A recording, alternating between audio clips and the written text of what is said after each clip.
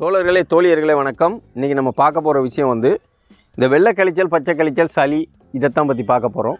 அதை பார்க்குறதுக்கு முன்னாடி நம்ம சேனலை பார்க்குற புதிய வியூவர்ஸ்லாம் உடனே சேனலை சப்ஸ்கிரைப் பண்ணுங்கள், பெல் பட்டனை அழுத்துங்க, பக்கத்தில் ஒரு ஆல்னு ஒரு பட்டன் வரும், அதையும் அழுத்திடுங்க.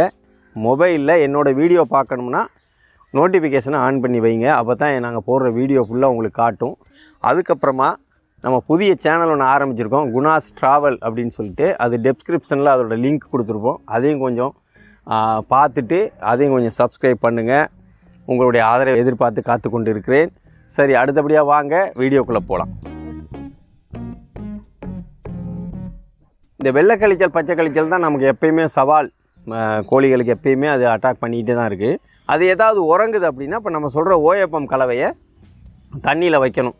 எப்படி வைக்கணும்னு பார்த்தீங்கன்னா, இந்த ஓஎஃப்எம் சிறப்பு ஒன்று 60 ml 30 ml வாங்கிக்கலாம். 60 ml இருக்கும், 30 ml இருக்கும். 60 ml வாங்கிக்கிட்டிங்கன்னா மெர்குயின் மாத்திரை 150 mgயில் 2, பாராசிட்டமோல் 1 650 mgயில். பாராசிட்டமோல் தான் வாங்கணும், டோலோ 650 வாங்கக்கூடாது, பாராசிட்டமோல் தான் வாங்கணும். வாங்கி இந்த 3 மாத்திரையை நல்லா நுணுக்கிட்டு அந்த வெள்ளை ஓஎஃப்எம் பாட்டில் மேலேயே ஒரு மூடி இருக்கும், அந்த மூடியை எடுத்துக்கிட்டு அதில் ஒரு அரை மூடி வெந்நீர் எடுத்துக்கிட்டு கொஞ்சம் கொதிச்சிக்கிட்டே இருக்கிற வெந்நீரை கூட இருக்கலாம், நல்லா சுடுற மாதிரி கூட இருக்கலாம், தப்பு இல்லை. ஏன்னா மாத்திரை கரையிறதுக்காக அது ஓரளவுக்கு நம்ம விரல் வச்சு பார்க்குற அளவுக்கு சூடு இருந்தால் போதும். அந்த வெந்நீருக்குள்ளே இந்த நுணுக்கின மாத்திரையை போட்டு ஒரு நிமிஷம் காத்திருந்தீங்கன்னா கொஞ்சம் நேரத்தில் அது வந்து அப்படியே நல்லா சிறப்பாக மாறிடும். அதை விரலை போட்டு கலக்கிட்டு அப்படியே அந்த ஓஎஃப்எம் பாட்டிலில் ஓப்பன் பண்ணி அதுக்குள்ளே ஊற்றி அந்த ஓஎஃப்எம் பாட்டில் மூடிட்டு நல்லா குலுக்கிக்கிட்டிங்கன்னா அந்த மருந்து ரெடி. அப்போ என்ன பண்ணுறீங்கன்னா, அந்த உறங்கிட்டு இருக்க கோழி குஞ்சுகள்லாம் அப்படின்னு சொன்னால் 1 லிட்டர் வெந்நீர் எடுத்துக்கங்க, நல்லா கொதிக்க வச்சு ஆறி இருக்கணும், குப்புன்னு கொதித்து ஆறி இருக்கணும் அந்த வெந்நீர். 1 லிட்டர் எடுத்துங்க. 1 லிட்டர் எடுத்துக்கிட்டு அதுக்குள்ளே இந்த 60 ml பாட்டிலில் தான் நீங்கள் இப்போ ரெடி பண்ணுறீங்க. அந்த 60 ml பாட்டிலிருந்து கால் பாட்டில், இப்போ 60 mlனா 15 ml, அந்த கால் பாட்டிலை வந்து நீங்கள் அந்த 1 லிட்டர் தண்ணிக்குள்ளே ஊற்றுங்க. அந்த 60 ml வந்து பார்த்திங்கன்னா 4 லிட்டர் தண்ணிக்கு நீங்கள் வைக்கலாம். ஆனால் இப்போ நான் கால் பாட்டில் ஊற்றும் போது 1 லிட்டர் தண்ணிக்கு, அதே தண்ணிக்குள்ளே வைமரால் ஒரு அரை ml, அதே மாதிரி லிவர் டானிக்கு ஒரு 4 ml, அதே 1 லிட்டர் தண்ணிக்குள்ளே. இதே மாதிரி செப்ட்ரான் டிஎஸ் அப்படின்னு ஒரு மாத்திரை, இது வந்து செப்ட்ரான் டிஎஸ் 400 mgயில் வாங்கிக்கிங்க, 400 mg. இதில் வந்து சின்ன குஞ்சுகளாக இருந்தால் 2 மாத்திரை கலந்தால் போதும் தண்ணிக்குள்ளே, பெரிய கோழிகள்னால் 3 மாத்திரை கலக்கணும். இதே மாதிரி ஒரு 5 நாளைக்கு இந்த தண்ணியை தவிர வேறு எந்த தண்ணியும் அது குடிக்கக்கூடாது. ஆனால் அடைச்சி தான் வைக்கணும். பட்டுருச்சுனாலே கோழி குஞ்சுகள் அதுகளுக்கு வந்து ஸ்டார்டர் தீவனம் வாங்கி போட்டுட்டு இந்த மருந்தையும் நீங்கள் ஒரு 5 நாளைக்கு வச்சுக்கிட்டு வந்தீங்கன்னா ஆட்டோமேட்டிக்காக 6ஆவது நாள் வந்து அது ரெக்கவர் ஆகி நல்லா அந்த ரெக்கை தொங்குறது, எச்சம் ஒட்டுறது, இந்த கம்ப்ளைண்ட்டே வராது. கண்டிப்பாக கோழி குஞ்சுகளுக்கு நீங்கள் தீவனமே போட்டுவாங்க, வேறு எதுவும் போடக்கூடாது. 2 மாதத்துக்கு தீவனத்தை தவிர வேறு எதுவும் போடாதீங்க. 2 மாதம் வரைக்கும் சுடு தண்ணியே, நல்லா கொதிக்க வச்சு ஆற வச்ச தண்ணியே அது குடி தண்ணியாக வச்சுக்கிட்டு வாங்க. அதுலேயும் எந்த பிரச்சனையும் வராது. மெயினாக தண்ணியில் தான் பிரச்சனை அதிகம் வரும் கோழி குஞ்சுகளுக்கு. அப்போ நீங்கள் சுட வச்சு கொதிக்க வச்சு ஆற வச்ச வெந்நீர், சுடு தண்ணி, அதை வச்சுக்கிட்டு வந்தீங்கனாலே 2 மாதத்துக்கு இந்த நோய்கள் வந்து அட்டாக் பண்ணாது கோழி குஞ்சுகளை.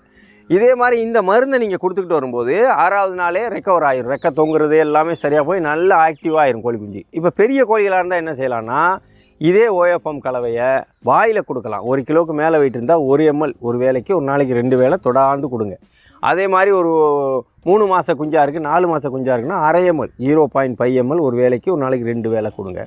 எலக்ட்ரால் பவுடரு, வைமரால், லிவர் டானிக் இதெல்லாம் ஒரு அரை டம்ளரில் தண்ணி எடுத்துங்க. ஒரு 2 கோழி 3 கோழி பாதிச்சிருக்குன்னா அரை டம்ளர் தண்ணியில் ஒரு அரை ml வைமரால், ஒரு 2 ml லிவர் டானிக்கு, ஒரு 10 கிராம் எலக்ட்ரால் பவுடரோ இல்லை குளுக்கோஸோ போட்டு கரைச்சிக்கிட்டு அதில் ஏதாவது ஒரு சத்து மாவு இருந்தால் கொஞ்சம் போட்டு கலக்கிட்டு அப்படியே வாயில் ஆகாரமாக ஊற்றிக்கிட்டு வாங்க. நோய் பாதிக்கப்பட்ட கோழிகளுக்கு கொஞ்சம் கொஞ்சமாக கொடுக்க ரெக்கவர் ஆகும். இப்படியும் வந்து ரெக்கவர் பண்ணலாம். அப்போ பெரிய கோழிகளுக்கும் நிறைய கோழிகள் இருக்குது, என்ன செய்யலாம்னு பார்த்தீங்கன்னா தண்ணியில் வைங்க. அதுக்கும் அதே 15 ml செப்ட்ரான் டிஎஸ் 3 மாத்திரை வச்சுருங்க 1 லிட்டருக்கு. இதே மாதிரி அதே தண்ணிக்குள்ளே ஒரு 5 ml லிவர் டானிக்கு, அரை ml வைமரால் விட்டால் போதும். வைமரால் வந்து 1 லிட்டருக்கே 0.3 ml வச்சாலே போதுமானது. கோழி பாதிக்கப்பட்டிருக்கும்போது ஒரு அரை ml வைக்கலாம். அப்போ வைமரால் தான் மட்டும்தான் வைக்கலாமா, சத்து டானிக் வேறு எதுவும் வைக்கலாமான்னு கேட்டிங்கன்னா குரோவிப்ளெக்ஸு, மல்டி விட்டமின் இதெல்லாம் வைக்கலாம். குரோவிப்ளெக்ஸ் வச்சா 1 லிட்டருக்கு 4 ml எப்போயுமே வைக்கலாம். அது மாதிரி மல்டி விட்டமின் வச்சா ஒரு லிட்டருக்கு வந்து 3 ml வைக்கலாம். இந்த மாதிரிலாம் வச்சுக்கிட்டு வந்தீங்கனாலே இந்த கோழிகள் இந்த வெள்ளைக்கழிச்சல்லேருந்து ஓரளவு காப்பாற்றலாம். இப்போ வெள்ளைக்கழிச்சல் மட்டுமே வருது அப்படின்னா ஈஸியாக நீங்கள் காப்பாற்றிடலாம், அது பெரிய விஷயம் இல்லை. அது கூட இந்த பச்சையாக அப்புறமா கழிய ஆரம்பித்தா தான் அது பாரதூரமான விளைவுகளை ஏற்படுத்தும். அதனால தான் நம்ம என்ன சொல்கிறோம்னா, குஞ்சிலேருந்தே ப்ராப்பராக வந்து நீங்கள் சொட்டு மருந்துகளை போட்டுட்டு வாங்க. 1 மாதம் வந்தோடனே லசோட்டா போடுங்க, அதுலேருந்து 1 மாதம் மறுபடியும் லசோட்டாவை போடுங்க, ஒரு 2-3 மாதத்துக்கு தொடர்ந்து லசோட்டாவை போடுங்க, 1 மாதத்துலேருந்து மறுபடியும் ஒரு 2 மாதத்துக்கு லசோட்டாவை போடுங்க. அதுலேருந்து 3ஆவது மாதம் வந்து நீங்கள் ஆர்டிவிகேயோ R2Bயோ ரெண்டுமே ஒன்று தான். கவர்மெண்ட்டில் ஆர்டிவிகேன்னு போடுவாங்க, நம்ம கடையில் போய் வாங்கினா R2Bன்னு தருவாங்க. இது ரெண்டையும் வாங்கிக்கிட்டு 4 மாதத்துக்கு மேலான எல்லா கோழிக்குமே அரை ரெம்பல் 0.5 ml ஒரு கோழிக்கும் ரெக்கையில் பண்ணிடுங்க. அதுக்கு கீழே சின்ன குஞ்சுகளுக்கு பண்ணணும் அப்படின்னா பாயிண்ட் குறைச்சி பண்ணணும், 2 பாயிண்ட் 3 பாயிண்ட்டு. அதாவது 2.5 மாதத்துக்கு மேலே பண்ணுறீங்க அப்படின்னா 3 பாயிண்ட் 2 பாயிண்ட் அந்த மாதிரி பண்ணணும். அப்படி அது பண்ணுறது பெரும்பாலும் பலன் தராது. அதனால தான் அந்த 4 மாதத்துக்கு மேலே 0.5 ml ரெக்கையில் பண்ணிட்டோம்னா அதுவே போதுமானது. 2.5 மாதத்துக்கு ஒருக்க பண்ணால் போதும். ஒரு 2 தடவை 3 தடவை பண்ணிங்கன்னா போதும். அப்புறம் எதிர்ப்பு சக்தி உருவாகிடும் அதனுடைய உடம்புல.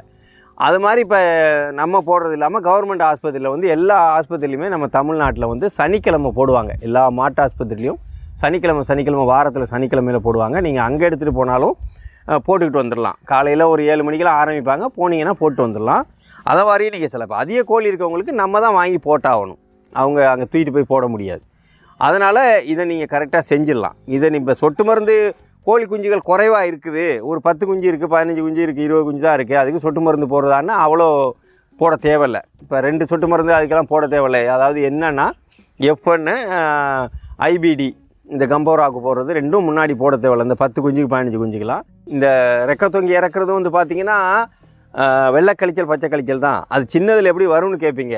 அதனால தான் நம்ம 6ஆவது நாள் 7ஆவது நாளில் வந்து F1ன்னு ஒரு சொட்டு மருந்து போடுறோம். அது வந்து நிறைய கோழி குஞ்சுகள் இருந்தால் சாத்தியமாகும் உங்களுக்கு. ஏன்னா இப்போ கடைகளில் வந்து நீங்கள் போய் F1 கேட்கும்போது 10 கோழி குஞ்சு வச்சுட்டு கேட்டிங்கனாலும் உங்களுக்கு 200 டோஸு அப்படி தான் தருவாங்க. 100 டோஸ் 50 டோஸ்லாம் பெரும்பாலும் இப்போ வர்றதில்லை. அப்போ 200 டோஸை வாங்கிட்டு வந்து 10 குஞ்சுக்கு போட்டுட்டு மீதி மருந்தை அதை மண்ணில் போட்டு தான் புதைக்கணும். அதையே நம்ம வீணாக்குவானே. அதனால தான் அந்த குஞ்சுகளுக்கு நான் என்ன சொல்கிறேன்னா 10 குஞ்சு 15 குஞ்சுனா நீங்கள் F1 கம்போராவெலாம் போட வேணாம். கம்போரான்றது என்னென்னு பார்த்தீங்கன்னா அந்த கோழி குஞ்சுகள் கொஞ்சம் வளர்ந்ததுக்கப்புறம் கண் வீங்கி இறக்கும். அது வந்து அந்த கம்போரான்ற நோய். அதுக்காக தான் அந்த தடுப்பு மருந்தை நம்ம போடுறோம். அது இப்போ மருந்துகள் நீங்கள் வாங்கும் போதும் கவனிக்க வேண்டியது என்னென்னா, நல்ல வேகமாக விற்பனை ஆகிற மெடிக்கலில் போய் வாங்குங்க. எங்கேயாவது ஸ்டாக் மெடிக்கலில் வாங்க வேணாம். அவங்க வந்து அதை ப்ராப்பராக வந்து அதை மெயின்டைன் பண்ணியிருக்க மாட்டாங்க. அப்போ அதில் உள்ள உயிரணு வந்து இறந்துடும். அப்போ அதனால தான் நம்ம என்ன சொல்கிறோம்னா, நல்ல வேகமாக விற்பனை ஆகிற மெடிக்கலில் போய்ட்டு அதை வாங்குங்க. அதே மாதிரி சொல்கிறோம். இப்போ குஞ்சுகளுக்கு பெரும்பாலும் இந்த கம்ப்ளைண்ட் வரும், ரெக்கை தொங்கிருச்சு அப்படியே எச்சம் ஒட்டிருச்சுன்னு சொல்லுவீங்க. உறங்கிக்கிட்டே இருக்குது, குன்னிக்கிட்டே இருக்குன்னு சொல்லும்போது இந்த கம்ப்ளைண்ட்டு. இப்போ இது இல்லை, வெள்ளைக்கழிச்சல் பச்சை கழிச்சல் இல்லை, ஆனால் ரத்தமாக எங்கேயோ இடத்துல கழிஞ்சிருக்கு அப்படின்னு பார்த்தீங்கன்னா அதுக்கு ரத்த கழிச்சல் பவுடரை நீங்கள் வைக்கணும். சரி, இது வரைக்கும் இந்த மருத்துவத்தெல்லாம் இப்படி சொல்லியிருக்கேன் நான் உங்களுக்கு. எப்பயுமே போட்ட மருத்துவங்கள் தான். இதை உங்களுக்கு திரும்ப நான் ஏன் சொல்லிட்டு வரேன்னா, நீங்கள் கஷ்டப்படாமல் இதை பார்க்கணும், திரும்ப எடுக்கணுன்றக்காக தான். நீங்கள் வீடியோக்களை பார்க்கணும், சப்ஸ்கிரைப் பண்ணிவிட்டு பேசாமல் இருக்கக்கூடாது. வீடியோ பார்த்த உடனே லைக் பண்ணுங்கள், ஷேர் பண்ணுங்கள், கமெண்ட் பண்ணுங்கள். சரி, வாங்க அடுத்தபடியாக நம்ம அடுத்து உங்களுக்கு லசோட்டா எப்படி வைக்கிறதுன்றதை பற்றி பேசுவோம். அடுத்த வீடியோவில் சந்திக்கும் வரை உங்களிடமிருந்து அன்போடு விடைபெறுகிறேன். நன்றி, வணக்கம். ஜெயிக்கலாம் வாங்க.